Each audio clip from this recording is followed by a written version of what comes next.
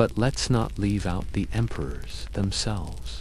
Because if you want weird, dysfunctional, and slightly depressing bedtime stories, Roman emperors deliver. Take Caligula, for example. He once supposedly tried to appoint his horse as consul. Why? Because he could, and maybe because he wanted to mock the Senate. Either way, it says something about his governing style. Or Nero, famous for fiddling while Rome burned, which, historically, is probably not true. But he did have a thing for performing arts. He forced senators to sit through his endless poetry recitals and musical performances. Imagine being trapped in the Senate chamber, having to clap politely while your emperor belts out mediocre tunes. Then there's Commodus, who liked to dress as Hercules and fight in the arena.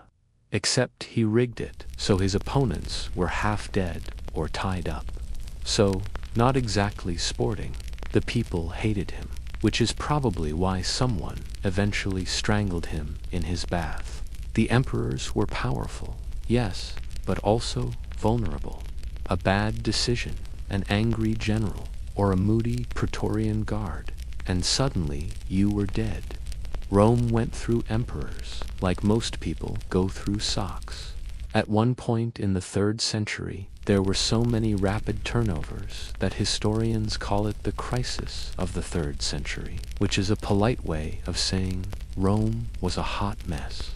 So what was the Roman Empire like? It was noisy, smelly, crowded, violent, indulgent, innovative, and deeply human. The people worried about rent, about food, about their marriages. They went to parties, fought over sports teams, complained about taxes. They were not so different from us. And yet, the empire built roads stretching thousands of miles, aqueducts carrying water across mountains, and monuments that still stand today. They left behind literature, law, architecture, languages. The shadow of Rome is still with us, in our calendars, our alphabets. And yes, even in the fact that we still argue about politics with the same dramatic flair. All right, so we've set the stage. Crowded streets, noisy forums, chariot races that could rival today's soccer riots, and enough gods to fill a divine phone book. But what about the people at the top? The emperors, their families, and the glittering but toxic world of Roman high society. Because let's be honest, Rome's emperors were like the ultimate celebrity family. Except instead of being chased by paparazzi, they were chased by assassins. And instead of trending on Instagram, they trended on coins, which you know is one way to get your face out there. Let's start with the first imperial family, the Julio-Claudians, Augustus, Tiberius, Caligula, Claudius, and Nero. Honestly, it reads less like a dynasty and more like a reality TV show with terrible scriptwriters. Augustus was the founding father, smart, calculating, and very into family values, at least in public. He passed laws against adultery, promoted marriage, and tried to make Romans behave more morally, which is ironic considering his own daughter, Julia, basically threw orgies on the forum. Okay, slight exaggeration, but she was notorious for her love life. Augustus eventually exiled her, which must have been awkward at Thanksgiving. Then came Tiberius.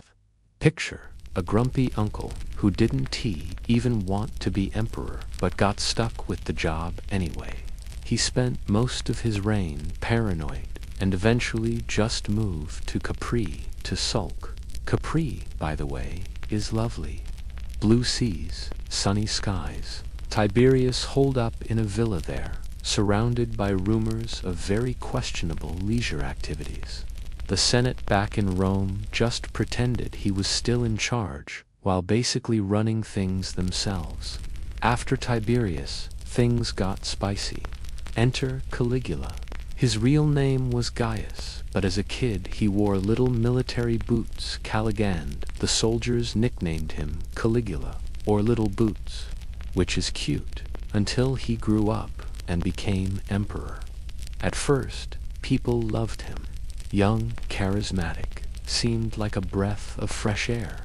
Then he got sick, maybe had a brain fever, and after that, well, let's just say eccentric doesn't quite cover it. He declared himself a living god, made senators run alongside his chariot, and yes, possibly tried to make his horse a consul. Whether that was serious or just an elaborate joke at the Senate's expense, we'll never know. Either way, the Senate was not amused. Spoiler, they killed him. Then came Claudius. Poor Claudius. He was the family's overlooked, stammering, slightly awkward uncle. People thought he was weak, but once he became emperor, he turned out to be surprisingly competent. He expanded the empire into Britain, which was a pretty big deal, but in his personal life, disaster. He married Agrippina the younger, who also happened to be his niece. Yes, niece. The family tree was less a tree and more a tangled shrub. Agrippina maneuvered her son Nero into power, possibly by poisoning Claudius with mushrooms, because, of course, mushrooms. And then Nero. Oh, Nero. He started young, under the guidance of the philosopher Seneca, and for a while, things were fine. But power, as it tends to do, went straight to his head. He fancied himself an artist, a singer, and a poet, which would been fine if he had forced the entire empire to sit through his endless recitals. Imagine being stuck for hours while your boss sings badly. You can't leave. You can't clap too quietly. It was not fun. Add to that the Great Fire of Rome, the persecution of Christians, and a growing tendency toward paranoia and murder, and you've got yourself one of history's most infamous rulers. He eventually killed himself, supposedly muttering, "What an artist dies in me," which is a mood. Now, let's pause from the imperial soap opera and peek into the daily lives of the elite. Because while the poor were hustling for bread, the rich were hosting feasts that made modern dinner parties look like sad picnics. Imagine reclining on couches in a dining room, eating course after course. Exotic delicacies were the flex: flamingo tongues, roasted peacocks, stuffed dormice. Yes, dormice. They literally raised little rodents in jars, fattened them up, and served them as appetizers. Bon AP. Wine flowed constantly, but usually watered down. Drinking it straight was considered barbaric. Which is funny, because half the emperors were notorious drunks anyway. At these parties, entertainment ranged from poetry readings to acrobats, from dancers to more scandalous amusements. And yes, guests sometimes vomited on purpose to keep eating, because moderation. Never heard of her. Roman women couldn't vote or hold political office, but wealthy women had more influence than you'd think. They managed households, estates, and sometimes steered politics from behind the curtain. Agrippina the younger, Livia, Augustus's wife, Messalina, Claudius's scandalous wife. These women weren't just sitting quietly in corners. Livia, for instance, was whispered to have poisoned half the family to secure Augustus's dynasty. Messalina was accused of sleeping with half of Rome and even marrying another man while Claudius was away. The stories are probably exaggerated, but they reveal something important. Roman gossip culture was brutal. If you were a powerful woman, your enemies would drag your reputation through the mud, guaranteed. Still, many women became symbols of Roman values: chaste, loyal, and self-sacrificing. The ideal Roman wife was supposed to spin wool and support her husband. The reality, Some spun wool, others spun plots. Slavery was everywhere.